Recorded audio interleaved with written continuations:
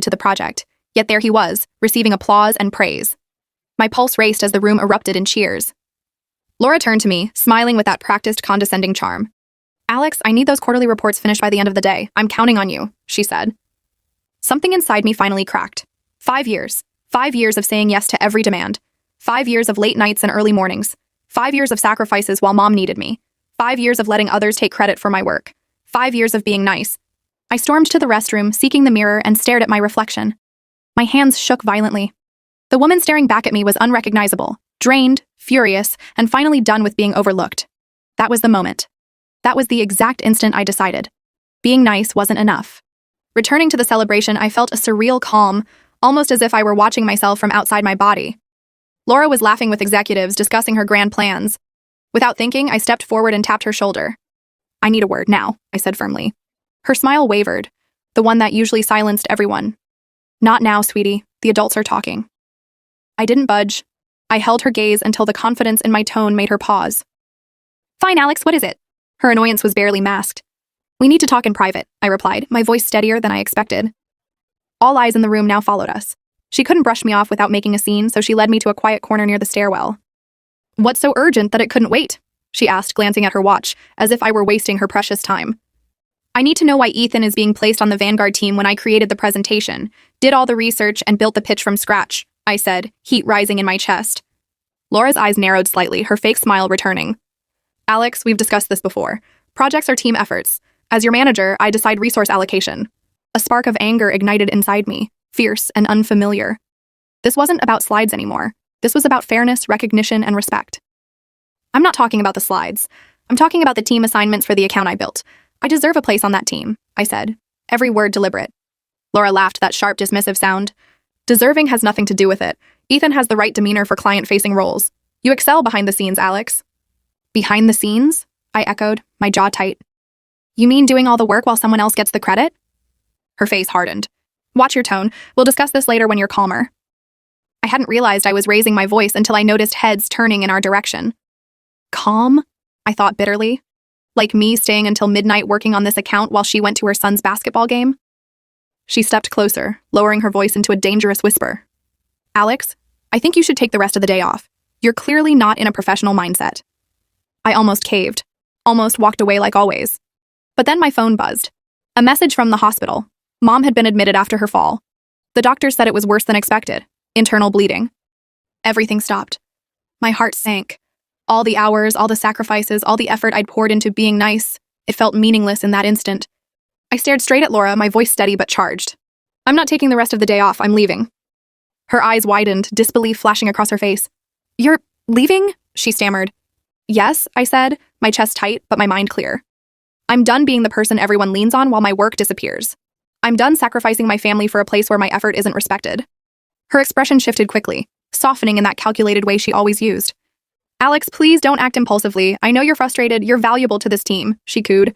I wanted to laugh, bitter, sharp, and incredulous. Valuable? She had never treated me that way before, not once. Voices around us started to notice. An executive, a tall man with graying hair, stepped closer, frowning. "Is everything all right here?" he asked, his concern genuine. "No," I said firmly before Laura could intervene. "It's not all right. I've resigned. I'm done watching my manager take credit for the work I poured myself into. Every slide, every detail, every idea, all mine. And yet, she presented it as her own." The executive, Mr. Donovan, raised an eyebrow. "Alex, these are serious claims." "They're not claims," I said, a surge of calm authority replacing my usual anxiety. "They're facts. I have the original files on my personal drive, complete with creation timestamps. I have emails showing every draft I sent her. I even have my handwritten research notes." Laura's face drained of color, her usual composure faltering. She opened her mouth, then closed it like she couldn't find the words. I could feel a flash of anger at the thought of her using Mom's illness as leverage against me. That was the last straw. I pulled out my phone, quickly forwarding the evidence to Mr. Donovan. Original presentation files, all my annotations, and even the recording I had made of Laura telling me, "Just do the work and leave the client to me. I need this win for my promotion." I hadn't intended to send the recording. It was for my own sanity, proof I wasn't imagining the manipulation. But now, it felt like destiny. Mr. Donovan's brow furrowed as he scanned the email, Laura's jaw dropping with each second. "Alex, can we talk in my office?" he said quietly. I shook my head, feeling a strange weight lift from me. "No, I'm done talking. I'm done being taken advantage of. I have to be at the hospital. Mom needs me." HR will get my resignation. I'm leaving. I started walking away. Voices called my name, co-workers stunned and murmuring, but I didn't look back.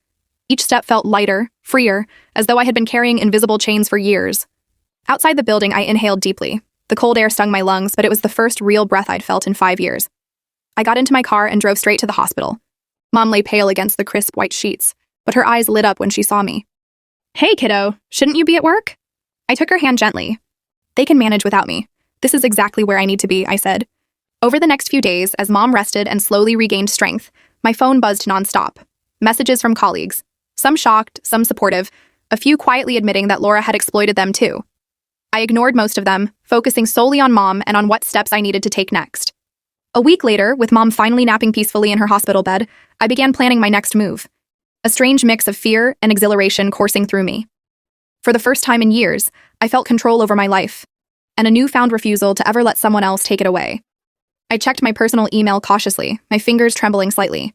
Among the usual clutter was a message from Mr. Donovan requesting a quick phone call when I had a moment. Curiosity mingled with caution as I stepped into the quiet hallway and dialed his number. "Alex, I'm glad you called." His voice came through, calm, yet relieved. "I've been hoping to connect with you. How can I help?" I'm listening," I said, keeping my tone professional despite no longer being part of Crestview Media. After a pause, he continued, "We've reviewed the evidence you provided and conducted thorough interviews. Laura's employment has been terminated. Her actions violated our ethical standards completely." I blinked, caught off guard. "I wasn't expecting that," I admitted quietly. Mr. Donovan went on, "We'd like to extend her position to you. The team needs a leader who truly understands the Vanguard account, who handled the actual work." I leaned against the wall, my mind reeling. The same role Laura had once arrogantly claimed now being offered to me. "I appreciate the offer, Mr. Donovan, but I need to think carefully before making any decision," I said cautiously. He hesitated, then spoke with renewed emphasis. "We're prepared to offer a substantial salary increase, full remote flexibility to accommodate your family, and even back pay for the bonus Laura received on your work." I stared at the floor, thinking of Mom's recovery, the mounting medical bills, and how much I still loved the creative challenges of my role, minus the mistreatment. But could I trust a workplace that allowed this culture to persist for years? "Why wasn't this noticed sooner?" I asked, my voice tinged with frustration. "That's a fair point," he admitted. "We're reviewing all management structures and reporting protocols. I can't undo the past, Alex, but I want the chance to make it right." I told him I needed time to reflect. "Would you be open to meeting in person to discuss terms?" I asked. "Absolutely," he replied immediately. That night, I sat beside Mom's hospital bed, the soft hum of machines surrounding us. My mind replayed every choice, every consequence. Returning to Crestview seemed daunting after such a dramatic exit, yet starting fresh somewhere else while Mom was still recovering also felt intimidating. Mom stirred slightly and murmured, "Thinking hard, Alex?" I shared everything, Laura's betrayal, my resignation, and the unexpected offer. She listened attentively, her hand warm in mine. When I finished, she asked, "What do you truly want, sweetie?"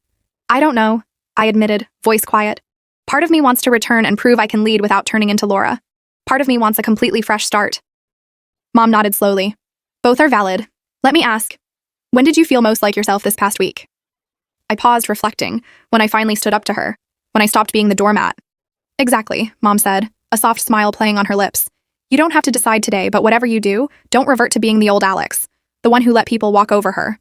The next day, I met with Mr. Donovan and laid out my conditions: full remote flexibility while Mom recovered, a team I could select, and a company-wide attribution policy to ensure proper credit. To my relief, he agreed. The following month, I started my new role, primarily working from Mom's home. Respect replaced fear within the team because I treated them as equals. The first phase of the Vanguard project was completed ahead of schedule and under budget, though of course it wasn't without its challenges. Some colleagues who had once relied on me to be compliant tested the waters, assuming the old Alex still existed. They quickly discovered that while I remained fair, the person who let everyone walk over her was gone for good. 6 months later, Mom had completed her treatment. The doctors were cautiously optimistic, and for the first time in months, we allowed ourselves to breathe. At work, I had proven my leadership and even received a company-wide innovation award for a campaign strategy I had developed from scratch. One quiet evening, I was wrapping up tasks in the home office I had set up in Mom's spare room when she shuffled in. "You know what struck me today?" she asked softly. "What's that?" I replied, shutting my laptop and swiveling my chair toward her. "That day at the hospital after you quit. There was something different about you, like a weight had been lifted." I smiled, remembering the intensity of that moment. She settled across from me. "Before that day, I was more concerned about you than myself. I worried you were letting life happen to you instead of making choices. It took me falling ill for you to finally put yourself first. Tears pricked my eyes. I'm sorry it took that long. Mom reached across the desk and squeezed my hand. Don't be. We all learn lessons in our own time. I'm just grateful you learned this one while I can see it. We shared a quiet pause, the gentle hum of the heater filling the room. She added, Your mother would have been proud of you. She never let anyone walk over her either. I laughed softly. Mom certainly hadn't been a pushover. Later that night, I reflected on the woman I used to be. Always agreeing, always accommodating, constantly placing everyone else's needs above my own. I didn't despise her. She had been kind, thoughtful, and well-intentioned. But she had also been fearful, afraid of confrontation, afraid of disapproval, afraid to stand alone. The woman I had become wasn't fearless, but she faced her fears. She established boundaries, demanded respect, and, surprisingly, often received it. More than I had ever received as the old Alex. The following week, an unexpected email arrived from Ethan. Yes, the same coworker who had previously been overlooked. He had been reassigned after I took over and was now working under another manager, one whose reputation made Laura look angelic in comparison. The email asked if I had room on my team. He'd heard that I recognized effort and gave credit where it was due. I stared at it for several long moments, thinking about the desperation I once felt for acknowledgement, the eagerness I had to work for someone who valued me. Part of me wanted to ignore the email, letting Ethan feel a fraction of what I had endured. But that wasn't the path I wanted. Being kind didn't mean being a pushover, and it certainly didn't mean being vindictive. I typed a reply offering him an interview. No promises, just a fair chance. The kind I wished someone had offered me years ago. Mom walked by with a cup of tea, peering over my shoulder. You're a better person than I am, she teased. I chuckled. Maybe I am, maybe I'm not. But I've learned I can be kind without being a doormat. I choose my boundaries, not others. She raised her mug in a quiet toast. To boundaries, and the daughter who finally found hers. I clinked my mug against hers. To boundaries, and remembering that kindness isn't weakness. It had been a long journey, from the woman crying in the bathroom mirror to the confident leader in her home office. And I wouldn't trade it for anything, not even the familiar comfort of invisibility that came from always saying yes. Sometimes, the kindest choice you can make for yourself is to stop being endlessly nice to everyone else. It doesn't mean becoming harsh or cruel. It simply means giving space for your own needs, alongside those of others. And that moment in the bathroom, that was where it all began. When I finally realized that being endlessly nice wasn't working, it didn't mean kindness had failed me. Rather, it marked the start of a deeper understanding, the knowledge that self-respect and generosity could coexist, if only I had the courage to claim both. 2 years later, I'm still at Davidson Media, now serving as a director. I've built a team that thrives on excellence and integrity.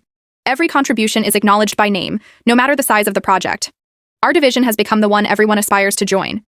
Mom's health is now stable. Her treatment complete, she's taken up gardening and teases me constantly about my inability to maintain a houseplant alive. She still joins me for the office holiday parties, sharing laughter with colleagues as she recalls my past mishaps with mischievous glee. One afternoon, Laura applied for a position within my department. She didn't realize my married name would appear on the posting. When she stepped into the interview room and recognized me, her expression flickered through a whirlwind of confusion, shock, and something else I couldn't quite name, all in a matter of seconds. I conducted the interview with professionalism, asking thoughtful questions, listening closely, and ultimately thanking her for her time. I didn't offer her the role, not out of vengeance, but because other candidates displayed the qualities I now valued most: collaboration, respect, and integrity. As she reached the door, she paused.